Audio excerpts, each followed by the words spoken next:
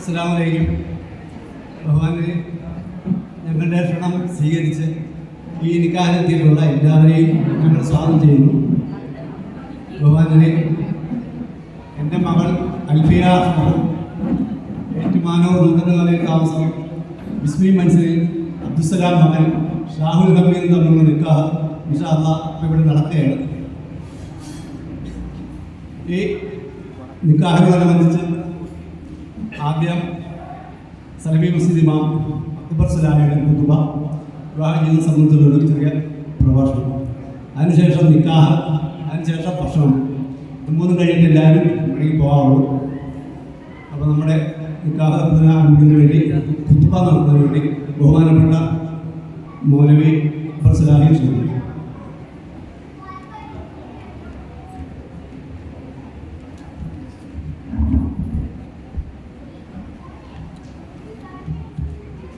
السلام عليكم ورحمة الله. بسم الله الرحمن الرحيم.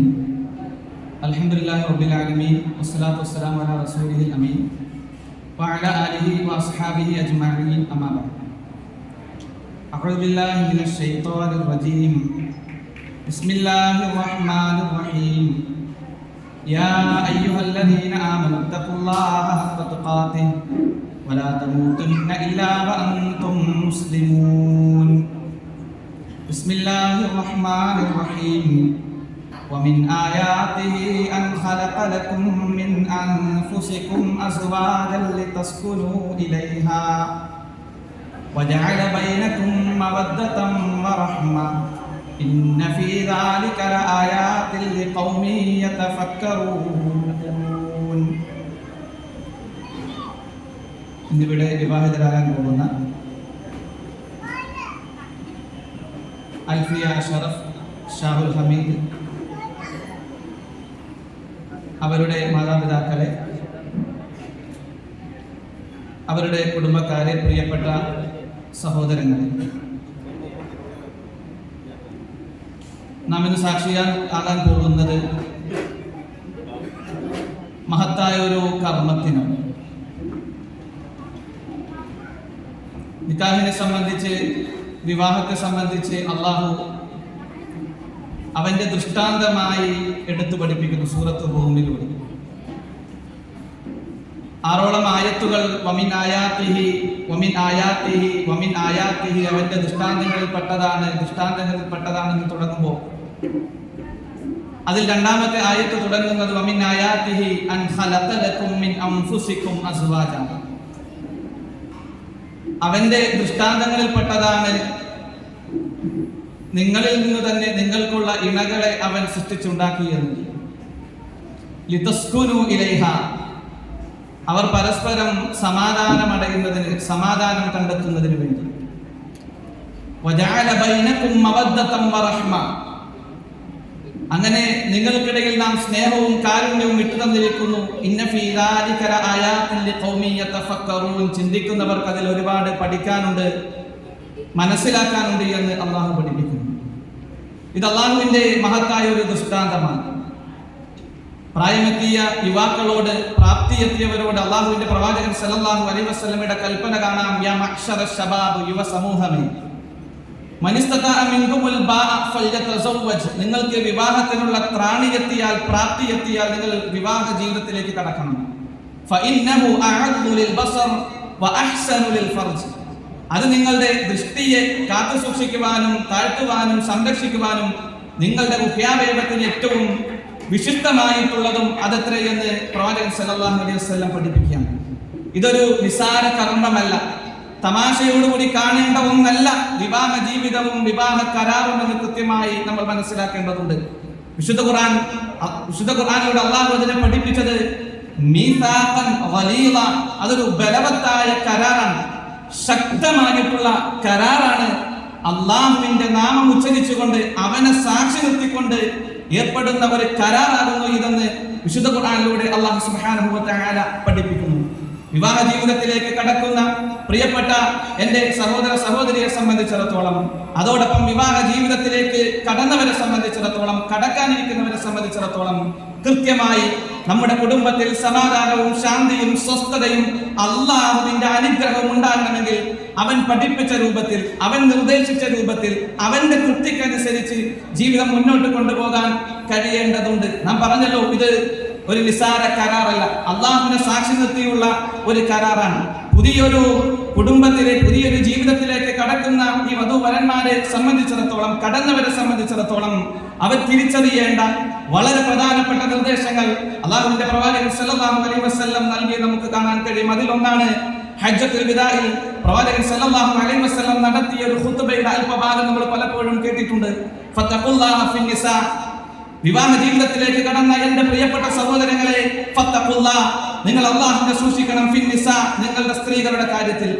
ഫഇന്നകും അഖദ്തുമൂഹുന്ന ഫീ അമാനില്ലാഹ്, അള്ളാഹുവിന്റെ മുമ്പിൽ വെച്ച് അവന്റെ നാമം ഉച്ചരിച്ചുകൊണ്ടുള്ള കരാറിന്റെ അടിസ്ഥാനത്തിലാണ് അവളെ നിങ്ങൾ സ്വീകരിക്കുന്നത്. വസ്തഹിലൽതും ഫുറൂജഹുന്ന ബികലിമത്തില്ലാഹ്, അള്ളാഹുവിന്റെ നാമം ഉച്ചരിച്ചുകൊണ്ടാണ് അവരുടെ ശരീരം നിങ്ങൾക്ക് അനുവദനീയമായി തീർന്നത്. അതിനാൽ തന്നെ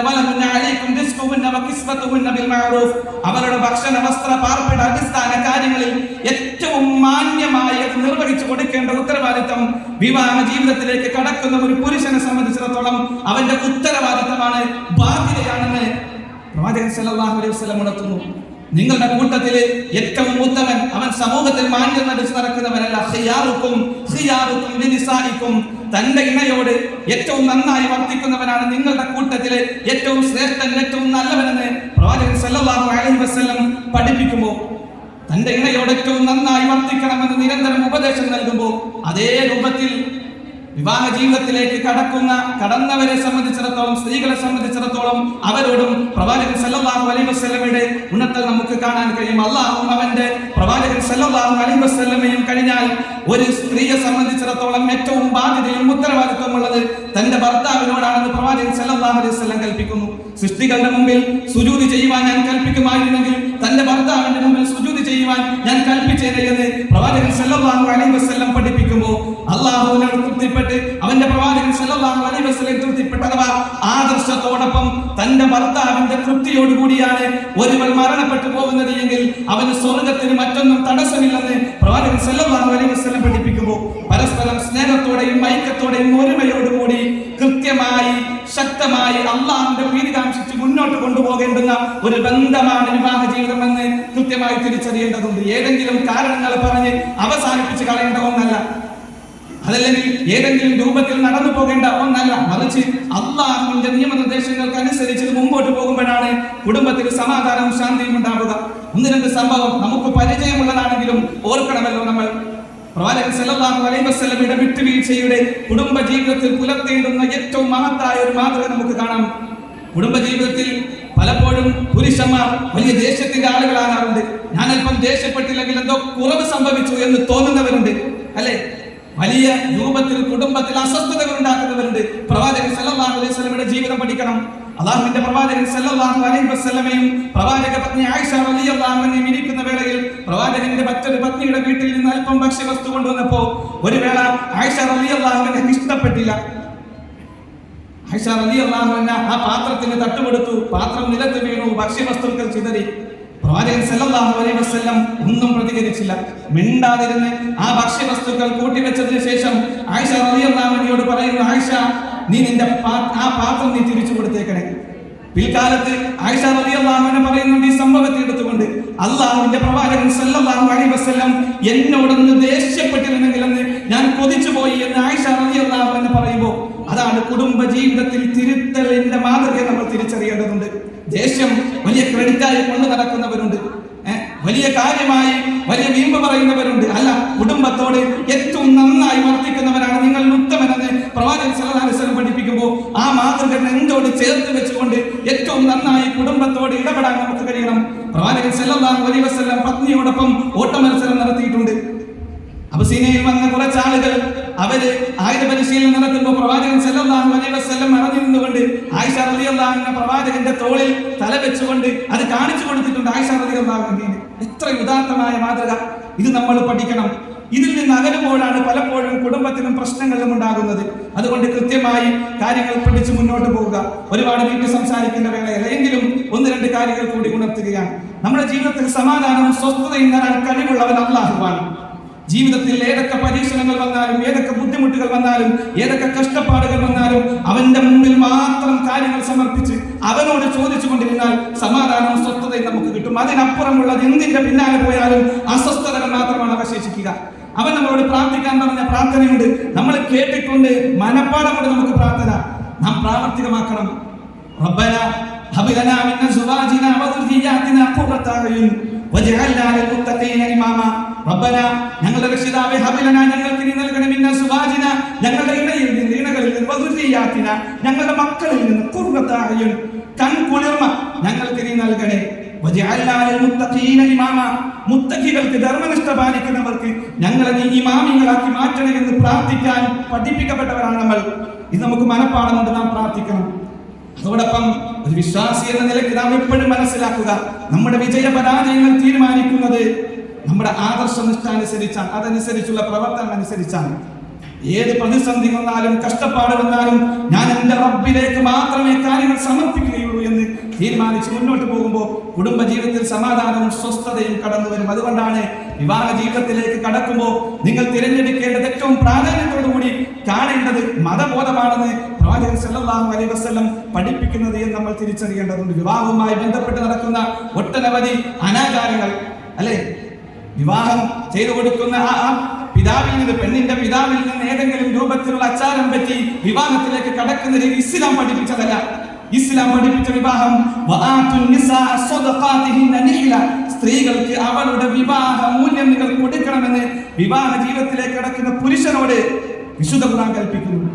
ആ പെണ്ണിന്റെ പിതാവിനോടോ കുടുംബത്തിനോടോ ഏതെങ്കിലും കണ്ടീഷൻ വെച്ച് ഏതെങ്കിലും രൂപത്തിൽ വാങ്ങി നടത്തുന്ന വിവാഹം അത് ഇസ്ലാമികമല്ല എന്ന് തിരിച്ചറിയണം. അതിനെ നിരുത്സാഹപ്പെടുത്താൻ, അതിൽ വിട്ടുനിൽക്കാൻ നമുക്ക് കഴിയണം. അവിടെയാണ് നമ്മുടെ ഇസ്സത്ത് പ്രകടിപ്പിക്കേണ്ടത്. അള്ളാഹു ഈ കുടുംബജീവിതത്തിൽ സമാധാനം സ്വസ്ഥതയും നൽകി അനുഗ്രഹിക്കുമാറാകട്ടെ. കുടുംബജീവിതം അത് അള്ളാഹുവിന്റെ തൃപ്തിക്കനുസരിച്ചാക്കണം. അതിൽ ആഘോഷങ്ങളാകട്ടെ, എന്താകട്ടെ, അള്ളാഹുവിന്റെ തൃപ്തിക്കനുസരിച്ചാകണം. അത് ഏറ്റവും മോശമായ രൂപത്തിലേക്ക് മാറ്റിമറിക്കുന്നു നമ്മുടെ സമൂഹം. അള്ളാഹു ആ വിധത്തിലുള്ള എല്ലാ ദുഷ്പ്രവർത്തനത്തിൽ നമ്മെ കാത്തുരക്ഷിക്കുമാറാകട്ടെ. ഇവിടെ വിവാഹിതരാകാൻ പോകുന്ന അൽഫിയ അഷ്റഫ് ഷാഹുൽ ഹമീദ് ദമ്പതികൾക്കിടയിൽ അല്ലാഹു സുബ്ഹാനഹു വ തആല മവദ്ദത്തും റഹ്മത്തും ബർക്കത്തും നൽകി അനുഗ്രഹിക്കുമാറാകട്ടെ. അവരുടെ കുടുംബജീവിതത്തിൽ അല്ലാഹു സമാധാനവും സ്വസ്ഥതയും നൽകി അനുഗ്രഹിക്കുമാറാകട്ടെ. വിവാഹ ജീവിതത്തിലേക്ക് കടന്ന ഒരുപാട് ആളുകളുണ്ട് നമ്മുടെ മുമ്പിൽ. അല്ലാഹു നമ്മിലെല്ലാവരിലും, നമ്മുടെ കുടുംബത്തിലും, നമ്മുടെ മക്കളിലും സമാധാനവും അവന്റെ സഹായവും ഇസ്സത്തും നൽകി അനുഗ്രഹിക്കുമാറാകട്ടെ. നമ്മിൽ നിന്ന് മരണപ്പെട്ടു പോയിട്ടുള്ള, ഇരു കുടുംബങ്ങളിൽ നിന്ന് മരണപ്പെട്ടു പോയിട്ടുള്ള മാതാപിതാക്കളുണ്ട്, അവരുടെ ബന്ധുക്കളുണ്ട്, ഏറെ പ്രിയപ്പെട്ടവരുണ്ട്. അല്ലാഹു സുബ്ഹാനഹു വ തആല അവർക്ക് എല്ലാവർക്കും സ്വർഗം നൽകി അനുഗ്രഹിക്കുമാറാകട്ടെ. നാടിന് സമാധാനത്തോടുകൂടി സ്വസ്ഥതയോടുകൂടി വർത്തിക്കാനുള്ള തൗഫീഖ് റബ്ബ് നമുക്ക് ഏവർക്കും നൽകി അനുഗ്രഹിക്കുമാറാകട്ടെ. ഇവർക്ക് വേണ്ടി പ്രാർത്ഥിക്കേണ്ടുന്ന പ്രാർത്ഥന, വിവാഹ ജീവിതത്തിലേക്ക് കടന്നവർക്ക് വേണ്ടി പ്രാർത്ഥിക്കേണ്ട പ്രാർത്ഥന പ്രവാചകൻ സല്ലല്ലാഹു അലൈഹി വസല്ലം പഠിപ്പിച്ചൊരു പ്രാർത്ഥനയുണ്ട്. അതാണ് ബാറക്കല്ലാഹു ലക്കുമാ വബാറക അലൈക്കുമാ വജമഅ ബൈനകുമാ ഫീ ഖൈർ. അതാണ് പ്രവാചകൻ സല്ലല്ലാഹു അലൈഹി വസല്ലം പഠിപ്പിച്ച പ്രാർത്ഥനയെന്ന് തിരിച്ചറിഞ്ഞുകൊണ്ട് സുന്നത്തുകളെ ജീവിപ്പിക്കാനും ബിദ്അത്തുകളെ നിരുത്സാഹപ്പെടുത്താനും നമ്മൾ ശ്രദ്ധിക്കുക. അല്ലാഹു നമ്മിലെല്ലാം സമാധാനം നൽകി അനുഗ്രഹിക്കുമാറാകട്ടെ. ഈ കുടുംബജീവിതം ഏറ്റവും ഇസ്സത്തുള്ള, അല്ലാഹുവിന് ഏറ്റവും തൃപ്തിയുള്ള കുടുംബജീവിതമാക്കി ഇവിടെ വിവാഹിതരാൻ പോകുന്ന ഈ വധുവരന്മാരുടെ കുടുംബജീവിതം അല്ലാഹു മാറ്റി കൊടുക്കുമാറാകട്ടെ.